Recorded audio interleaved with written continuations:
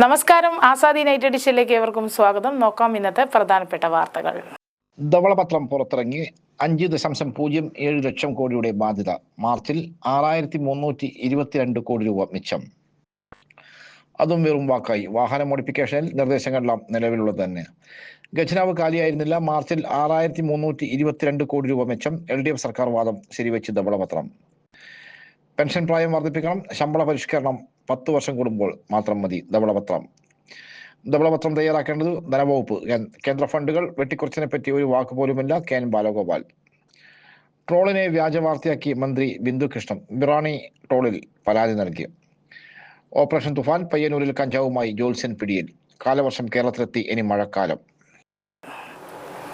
വിശദമായ വാർത്തകളിലേക്ക് കടക്കാം.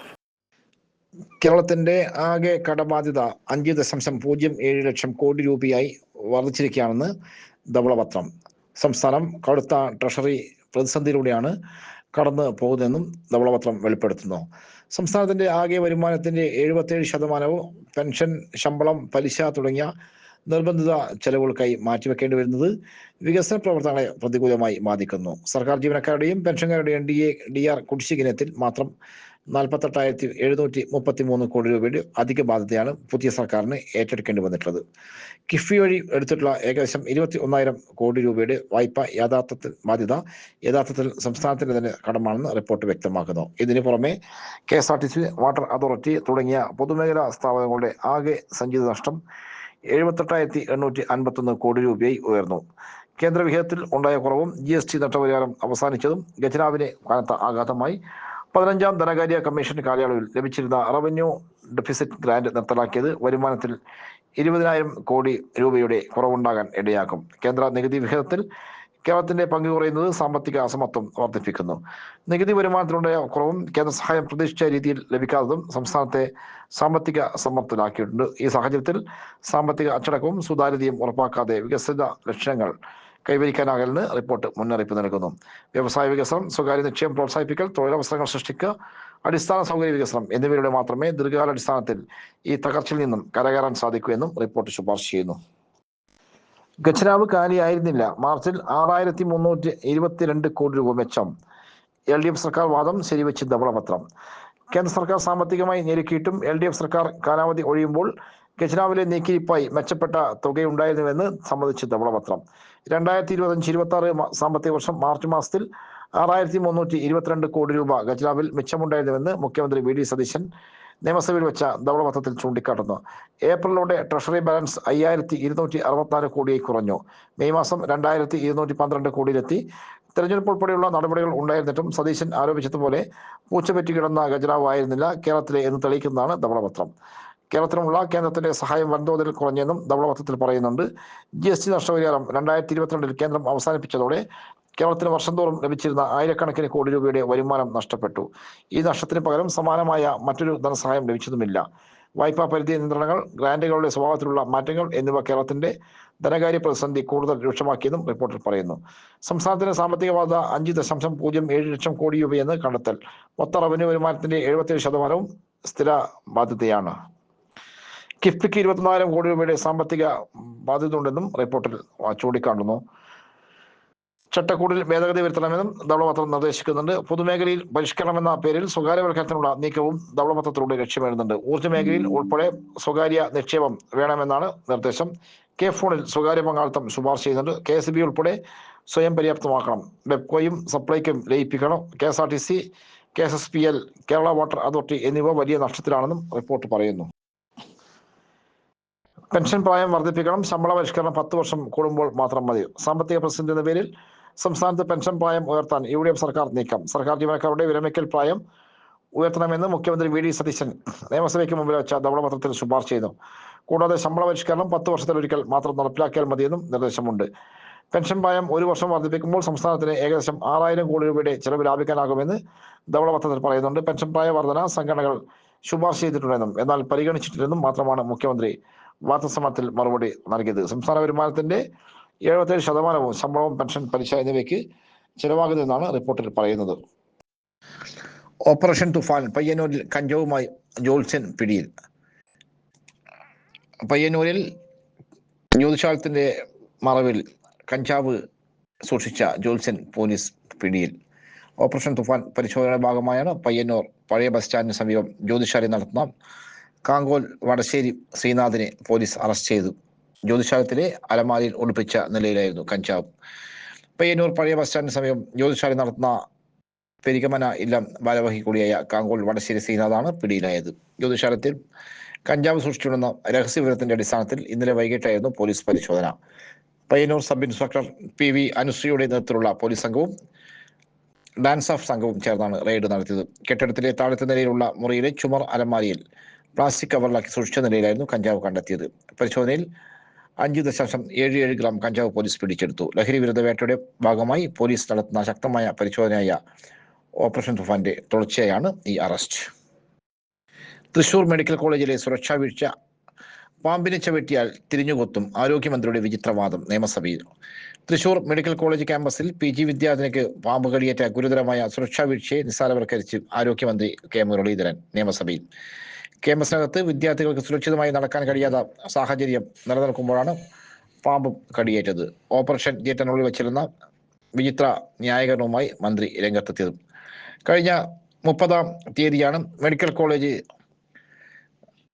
വൃത്തിയാക്കുന്നതിനുള്ള ശുചീകരണ പദ്ധതി ആരംഭിച്ചത്. ഇതിന്റെ ഭാഗമായി തൃശൂർ മെഡിക്കൽ കോളേജ് ക്യാമ്പസിലെ കാടുകൾ വെട്ടിത്തെളിച്ചപ്പോൾ അവിടെയുണ്ടായിരുന്ന പാമ്പ് രക്ഷപ്പെട്ട് കാറിന്റെ ടയറിനടിയിൽ ഒളിച്ചിരിക്കുകയായിരുന്നു എന്നും തുടർന്ന് കാറിൽ കയറാനെത്തിയ PG വിദ്യാർത്ഥിനി അബദ്ധത്തിൽ ഈ പാമ്പിന്റെ പുറത്ത് ചവിട്ടിയത് കൊണ്ടാണ് പാമ്പ് കൊത്തിയതെന്ന് മന്ത്രിയുടെ വാദം. പാമ്പിനെ ചവിട്ടിയാൽ തിരിച്ചു കൊത്തുക സ്വാഭാവികമല്ലേ എന്ന രീതിയിലായിരുന്നു മന്ത്രിയുടെ വിശദീകരണം. ക്യാമ്പസിനുള്ളിൽ കാടുകൾ വെട്ടിത്തെളിക്കുമ്പോൾ കൃത്യമായ സുരക്ഷാ മാനദണ്ഡങ്ങൾ പാലിക്കാതിരുന്നാണ് പാമ്പ് വിദ്യാർത്ഥിയുടെ കാറിനടുത്തേക്ക് വരാൻ കാരണം എന്ന യാഥാർത്ഥ്യം മറച്ചുവെച്ചാണ് മന്ത്രിയുടെ പ്രതികരണം. ചില മാധ്യമങ്ങൾ പ്രചരിപ്പിച്ചതുപോലെ ഓപ്പറേഷൻ തിയേറ്ററിനകത്ത് വെച്ചല്ല ഡോക്ടർക്ക് പാമ്പ് കടിയേറ്റതെന്നും അങ്ങനെ സംഭവിച്ചിരുന്നെങ്കിൽ ചാനലുകൾ അത് വലിയ വാർത്തയാക്കുമായിരുന്നില്ലേ എന്നാണ് മന്ത്രിയുടെ വാദം. ക്യാമ്പസിലെ സുരക്ഷാ പാളിച്ചകൾ പരിഹരിക്കുന്നതിന് പകരം സംഭവം നടന്ന സ്ഥലത്തെ ചൊല്ലി തർക്കിക്കാനും ഉത്തരവാദിത്തത്തിൽ നിന്ന് ഒഴിഞ്ഞു മാറാനുമാണ് അധികൃതർ ശ്രമിക്കുന്നത് എന്ന ആക്ഷേപം ഇതോടെ ശക്തമായിരിക്കുകയാണ്. അതും വെറും വാക്കായി. വാഹന മോഡിഫിക്കേഷനിൽ നിർദ്ദേശങ്ങളെല്ലാം നിലവിലുള്ളത് തന്നെ. വാഹനങ്ങൾ കൂടുതൽ മോഡിഫിക്കേഷൻ ആകാമെന്ന മുഖ്യമന്ത്രി VD സതീശന്റെ വാക്ക് വെറും വാക്കായി മാറുന്നു. വാഹനങ്ങൾക്ക് 18 തരം മാറ്റങ്ങൾ ആകാമെന്നാണ് മോട്ടോർ വാഹന വകുപ്പ് നിർദ്ദേശിച്ചിട്ടുള്ളത്. എന്നാൽ ഇവയെല്ലാം തന്നെ നേരത്തെ മുതൽ അനുവദനീയമായ മാറ്റങ്ങളാണ്. വാഹനപ്രേമികളെ, പ്രത്യേകിച്ച് യുവാക്കളെ വ്യാജ വാഗ്ദാനം നൽകി വഞ്ചിക്കുകയായിരുന്നു സതീശൻ എന്ന് ഇതിലൂടെ വ്യക്തമായി. സീറ്റ് കവറും സ്റ്റിയറിംഗ് വീൽ കവറും മാറ്റാം, എയർ മാറ്റിവെക്കാം, ഡാഷ് ക്യാമറയും റിവേഴ്സ് ക്യാമറയും വെക്കാം തുടങ്ങിയവയാണ് അനുമതി ആവശ്യമില്ലാത്ത മാറ്റങ്ങളായി നിർദ്ദേശിച്ചിട്ടുള്ളത്. അനുവദനീയമായ തോതിൽ കൂളിംഗ് ഫിലിം ഒട്ടിക്കാമെന്ന നിർദ്ദേശവും നിലവിലുള്ളതാണ്. RC-യിൽ മാറ്റം വരുത്തി ചെയ്യാമെന്ന് നിർദ്ദേശിച്ചിട്ടുള്ള 6 തരം മോഡിഫിക്കേഷനുകളും നേരത്തെ മുതലുള്ളവയാണ്. വാഹനത്തിന്റെ നിറം മാറ്റൽ, LPG CNG കിറ്റിവെക്കൽ, ഭിന്നശേഷി സൗഹൃദ വാഹനമാക്കൽ തുടങ്ങിയവയാണ് ഈ ഗണത്തിൽ നിർദ്ദേശിച്ചിട്ടുള്ളത്. RTO ഓഫീസിൽ അപേക്ഷ നൽകി നിശ്ചിത ഫീസ് അടച്ച് ഈ മാറ്റങ്ങളൊക്കെ മുൻപും വരുത്തുമായിരുന്നതാണ്. ഗതാഗത കമ്മീഷണർ തയ്യാറാക്കിയ റിപ്പോർട്ടിൽ ആൾട്രേഷൻ വിഭാഗം സെഷൻ തന്നെ കുറിച്ച് പരാമർശമില്ല. ഇതിനാലാണ് വാഹനത്തിന്റെ ഘടനാപരമായ മാറ്റങ്ങൾ വരുന്നത്. ഗതാഗത കമ്മീഷണർ മുഖ്യമന്ത്രിക്ക് റിപ്പോർട്ട് കൈമാറും. ക്ലാസുകളിൽ യൂറിക്ക വിതരണവും പരിസര ദിന ക്ലാസും വെള്ളിയാഴ്ച. ചിറക്കൽക്കുളം മദ്രസ മദനിയ LP സ്കൂളിലെ ക്ലാസ് മുറികളിൽ യൂറിക്ക മാസിക വിതരണവും പരിസര ദിനാചരണവും നാളെ നടക്കും. ഉച്ചകഴിഞ്ഞ് 2-ന് APJ അബ്ദുൽ കലാം ലൈബ്രറി നേതൃത്വത്തിലാണ് മാസിക വിതരണം ചെയ്യുന്നത്. സ്കൂളിലെ 8 ക്ലാസ് മുറികളിലും മാസിക നൽകുക. കോർപ്പറേഷൻ വികസന standing committee chairperson advocate Nisha Deepak ഉദ്ഘാടനം ചെയ്യും. PK ബൈജു പരിസര ദിന ക്ലാസ് എടുക്കും. പ്രധാന അധ്യാപിക KV സജിത മാസിക ഏറ്റുവാങ്ങും. Councillor Siraj Mangadan, PTA president PK Moidu, management പ്രതിനിധി K Ahzab, staff secretary P Sameera എന്നിവർ സംസാരിക്കും. മാസിക അടിസ്ഥാനത്തിൽ കുട്ടികൾക്ക് പ്രതിമാസ ക്വിസ് മത്സരം, വിജ്ഞാനോത്സവം എന്നിവ സംഘടിപ്പിക്കും. കാലവർഷം കേരളത്തിലെത്തി, ഇനി മഴക്കാലം. തെക്കു പടിഞ്ഞാറൻ കാലവർഷം ഇന്ന് കേരളത്തിൽ എത്തിയതായി കേന്ദ്ര കാലാവസ്ഥാ വകുപ്പ് അറിയിച്ചു. സാധാരണയായി ജൂൺ 1-നാണ് കേരളത്തിൽ കാലവർഷം ആരംഭിക്കാറുള്ളത്. എന്നാൽ ഇത്തവണ സാധാരണയേക്കാൾ 3 ദിവസം വൈകിയാണ് കാലവർഷം എത്തിയത്. തെക്കു പടിഞ്ഞാറൻ കാലവർഷം തെക്കു പടിഞ്ഞാറൻ തെക്കു കിഴക്കൻ അറബിക്കടലിന്റെ ബാക്കി ഭാഗങ്ങളിലേക്കും മധ്യ അറബിക്കടലിന്റെ ചില ഭാഗങ്ങളിലേക്കും ലക്ഷദ്വീപ് മുഴുവനായും കേരളം, മാഹി എന്നിവിടങ്ങളിലേക്കും വ്യാപിച്ചു. കർണാടകം, തമിഴ്നാട് എന്നിവിടങ്ങളിലെ ചില ഭാഗങ്ങളിലേക്കും കന്യാകുമാരി മേഖലയുടെ ബാക്കി ഭാഗങ്ങളിലും ബംഗാൾ ഉൾക്കടലിന്റെ തെക്കു പടിഞ്ഞാറൻ മധ്യ വടക്ക് കിഴക്കൻ ഭാഗങ്ങളിലേക്കും കാലവർഷം എത്തി. അടുത്ത 2-3 ദിവസങ്ങളിൽ മധ്യ അറബിക്കടലിലെ കൂടുതൽ ഭാഗങ്ങൾ, ഗോവ പൂർണ്ണമായും, മഹാരാഷ്ട്ര, ആന്ധ്രാപ്രദേശ് എന്നിവയുടെ ചില ഭാഗങ്ങൾ, കർണാടകയുടെ കൂടുതൽ ഭാഗങ്ങളും, തമിഴ്നാടിന്റെ ബാക്കി ഭാഗങ്ങളും, ബംഗാൾ ഉൾക്കടലിന്റെ മധ്യ വടക്ക് കിഴക്കൻ മേഖലകളും ഇന്ത്യയുടെ വടക്ക് കിഴക്കൻ സംസ്ഥാനങ്ങളിലെ ചില ഭാഗങ്ങളിലേക്കും വ്യാപിക്കാൻ സാധ്യതയുണ്ട്. കഴിഞ്ഞ 2 ദിവസമായി മാറ്റങ്ങൾ രേഖപ്പെടുത്തലാണ് കാലവർഷം കേരളത്തിൽ എത്തിയതായി കാലാവസ്ഥാ വകുപ്പ് പ്രഖ്യാപിച്ചത്. മേഘാവൃതം തെക്ക് കിഴക്കൻ അറബിക്കടലിൽ കാർമേഘങ്ങളുടെ സാന്നിധ്യം ശക്തമായി വർദ്ധിച്ചു. പടിഞ്ഞാറൻ കാറ്റിന്റെ വ്യാപ്തി തെക്ക് കിഴക്കൻ അറബിക്കടലിന് മുകളിൽ പടിഞ്ഞാറൻ കാറ്റിന്റെ വ്യാപ്തി സമുദ്രനിരപ്പിൽ നിന്ന് 4.5 കിലോമീറ്റർ ഉയരം വരെ എത്തി. കാറ്റിന്റെ വേഗത അന്തരീക്ഷത്തിന്റെ താഴ്ന്ന തട്ടുകളിൽ പടിഞ്ഞാറൻ കാറ്റിന്റെ വേഗത ഏകദേശം 20 മുതൽ 25 നോട്ട്സ് വരെയായി ഉയർന്നു. കഴിഞ്ഞ 2 ദിവസമായി കേരളത്തിലുടനീളം വ്യാപകമായ മഴയും ചിലയിടങ്ങളിൽ ഒറ്റപ്പെട്ട ശക്തമായ മഴയും രേഖപ്പെടുത്തിയിരുന്നു.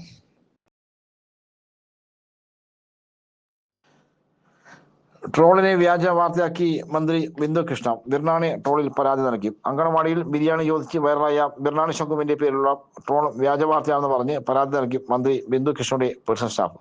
മന്ത്രിയെ ട്രോളിയ ശംഖുവിനെ അങ്കണവാടിയിൽ സസ്പെൻഡ് ചെയ്തു എന്ന് ട്രോളാണ് വ്യാജ വാർത്തയാണെന്ന് പറഞ്ഞ് മന്ത്രിയുടെ അസിസ്റ്റന്റ് പ്രൈവറ്റ് സെക്രട്ടറിയാണ് ബി ത്രിദീപ് കുമാർ പരാതി നൽകിയത്. മന്ത്രിയുടെ പേരിൽ വ്യാജ വാർത്ത പ്രചരിക്കുന്നു എന്ന് കാണിച്ച് DGPക്കാണ് പരാതി നൽകിയത്. അങ്കണവാടിയിൽ ബിരിയാണി നൽകണമെന്ന് പറഞ്ഞുള്ള വീഡിയോയിലൂടെ വൈറലായ ശംഖു കോൺഗ്രസ് നേതാവിന്റെ കൊച്ചുമകനാണെന്ന് ബിന്ദു കൃഷ്ണ വാർത്താസമ്മേളനത്തിൽ പറഞ്ഞിരുന്നു. കൊല്ലം ചവറയിലെ മഹിളാ കോൺഗ്രസ് ജില്ലാ സെക്രട്ടറി രാധാമണി ചേച്ചിയുടെ കൊച്ചുമോനാണ് ബിരിയാണി ചോദിച്ച കുട്ടി എന്നാണ് മന്ത്രി ബിന്ദു കൃഷ്ണ പറഞ്ഞത്. ഇതിന് പിന്നാലെ മന്ത്രിയെ തിരുത്തി ഇൻസ്റ്റാഗ്രാം അക്കൗണ്ടിൽ ശംഖുവിന്റെ വീഡിയോ വന്നിരുന്നു. ഞാൻ രാധാമണി ചേച്ചിയുടെ ഒന്നും കൊച്ചുമോനല്ല, എൻ്റെ അപ്പാമ്മയുടെ പേര് ഓമന, എൻ്റെ അമ്മാമ്മയുടെ പേര് റീന തങ്കപ്പൻ, ഇത്രയേ ഉള്ളൂ കാര്യം എന്നായിരുന്നു ശംഖുവിന്റെ വീഡിയോ സമൂഹ മാധ്യമങ്ങളിൽ വൈറലായി. ഇതോടെ മന്ത്രി ബിന്ദു കൃഷ്ണയ്ക്കെതിരെയും ട്രോളുകൾ വ്യാപകമായിരുന്നു. ഇതിലേറെ വൈറലായ ട്രോളായിരുന്നു ശംഖുവിനെ അങ്കണവാടിയിൽ നിന്ന് സസ്പെൻഡ് ചെയ്തു എന്നത്. എന്നാൽ ട്രോളിനെ വ്യാജവാർത്തയാക്കി ചിത്രീകരിച്ച് പരാതി നൽകിയാണ് മന്ത്രി. ശക്തമായ നിയമ നടപടി കൈക്കൊള്ളണമെന്ന് പരാതിയിലെ ആവശ്യം. മുമ്പ് അങ്കണവാടിയിൽ ഉപ്പുമാവിന് പകരം ബിർണാണി പൊരിച്ച കോഴിയും ചോദിച്ച ശംഖുവിന്റെ വീഡിയോ കണ്ട് അന്നത്തെ മന്ത്രി വീണ ജോർജ് ഇടപെട്ട് ഭക്ഷണമെന്ന് പുതുക്കി.